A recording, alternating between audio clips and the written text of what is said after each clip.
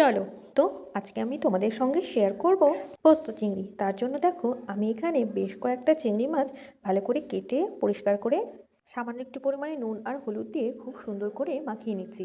তারপর একটা কড়াইতে সাদা তেল গরম করে আগে থেকে নুন হলুদ মাখানো চিংড়ি মাছগুলো খুব সুন্দর করে এপিট ওপিট ভেজে নেব।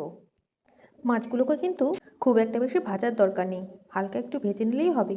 তারপরে মাছগুলোকে একটু সাইডে রেখে ওই তেলের মধ্যেই ফোড়নের জন্য দিয়ে দেবো সামান্য একটু পরিমাণে কালো জিরে আর দুটো শুকনো লঙ্কা। ফোড়ন থেকে মিষ্টি গন্ধ বেরোতে শুরু করলেই দিয়ে দেবো আগে থেকে বেটে রাখা 1 ইঞ্চি মতো আদা, 4টে কাঁচা লঙ্কা আর 2 চামচ পোস্ত। মশলাটা দিয়ে দেওয়ার পর ওর মধ্যে আমি দেবো 1 চিমটে মতো হলুদ গুঁড়ো। মশলাটিকে সুন্দর করে একটু মিশিয়ে নিয়েই এবার চিংড়ি মাছের সাথে মশলাগুলোকে খুব ভালো করে মিশিয়ে নিচ্ছি। এই কাজটা কিন্তু তোমাদের খুব সাবধানে করতে হবে, নয়তো চিংড়ি মাছগুলো কিন্তু ভেঙে যেতে পারে। চিংড়ি মাছগুলো কিন্তু খুব নরম প্রকৃতির হয়।